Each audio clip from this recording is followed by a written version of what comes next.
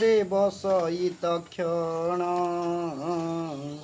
ଅନାଦି ପ୍ରଭୁ ନାରାୟଣ। ଏଣୁ ଅଧିକ ଅନ୍ୟ ଗ୍ରନ୍ଥେ କି ପ୍ରୟୋଜନ ଏ ଜଗତେ। ଏ ଭାଗବତର ମହିମା କେ କହିପାରେ ଗୁଣ ସୀମା। ସକଳ ଦେବ ହୋଇ ବୃକ୍ଷେ ଫଳ ଫଳିଲେ ଅନ୍ତରିକ୍ଷେ। କେତେ ଦିନେ ପାଚି ତଳେ ବୃକ୍ଷ ପଡ଼ିଲେ ବାୟୁ ବଳେ। ଶୁକ ଦାହିଁଲେ ତାହା ଦେଖି ପକ୍ଷୀଙ୍କ ସଙ୍ଗତ ଉପେକ୍ଷୀ। ତ ସେ ଅଧର ପାନ କଲେ ଭିତରେ ସୁରଙ୍ଗ ଦେଖିଲେ। ତହୁଁ ଗଳିଲା ରସ ସାର କିଏ ଅବା ଦେବା ପଟାନ୍ତର। ଅମୃତ ନିନ୍ଦେ ସାଧୁ ଗୁଣେ ସୁଜନେ ପିଅ ଅନୁକ୍ଷଣେ।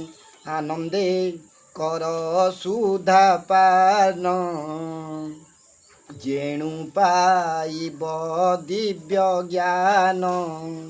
ଏ ଚାରିର ଶଙ୍କର ମୂଳ ନିଗମ ବନ ବୃକ୍ଷ ଫଳ। ପ୍ରିୟ ଜୀବନ ଅନ୍ତ ଯାଏ ଯେବେ ତରିବ ମାୟା ମୋହେ। ଏବେ ହୋ ଶୁଣ ସାଧୁ ଜନେ ହରିଚରିତ ଶୁଦ୍ଧ ମନେ। ସର୍ବଦେବଙ୍କ ରମ୍ୟ ସ୍ଥାନ ନାମ ଯେ ନମିଷ ଅରଣ୍ୟ। କଳିର ଆଗମନ ଦେଖି ମୁନି ସୁସ୍ଥାନ ଉପେକ୍ଷୀ। ସୈନିକ ଆଦି ମୁନି ଗଣେ ମିଳିଲେ ନମିଷ ଅରଣ୍ୟେ। କଳି କଳୁ ସେ ଭୟ କରି ଏକାନ୍ତେ ମୁନି ଏ ବିଚାରି। ସଂକଳ୍ପ କରି ଏକ ତୁଲେ ସମସ୍ତେ ଯଜ୍ଞ ଆରମ୍ଭିଲେ।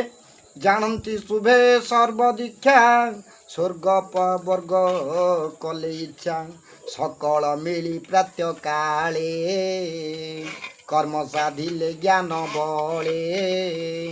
ସୁତ ମୁନିଙ୍କୁ ମଧ୍ୟ କରି ସକଳ ବସିଲେ ଆବରି। ସକଳ ମୁନି ଶୁଦ୍ଧ ମନେ କହନ୍ତି ଅମୃତ ବଚନେ। ଋଷରୁବାଚ ଭସୁତ ଶୁଣ ସାବଧାନେ ତୋର ମହିମା ଅନୁମାନେ। ସର୍ବପୁରାଣ ଇତିହାସ ଶୁଣିବୁ ତାହାର ସମ୍ଭାଷ। ସଂସାରେ ଧର୍ମଶାସ୍ତ୍ର ଯେତେ ସବୁ ଗୋଚର ତୁମ୍ଭ ମତେ। ବ୍ୟାସ ମୁନିଙ୍କ ଶିଷ୍ୟ ତୁମ୍ଭେ ଏ କଥା ଭଲେ ଜାଣୁ ଆମ୍ଭେ। ପୂର୍ବେ ଯେ ଥିଲେ ବ୍ରହ୍ମମୁନି ତାଙ୍କ ବଦନୁ ଅଛୁ ଶୁଣି। ସକଳ ଶାସ୍ତ୍ର ତୁମ୍ଭ ତହିଁ ବେଦ ପୁରାଣ ଯେତେ କହି।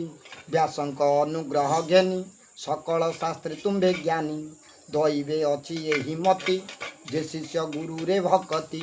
ଶିଷ୍ୟର ହିତେ ଦୟା ବହେ ସକଳ ତତ୍ତ୍ୱ ଜ୍ଞାନ କହେ।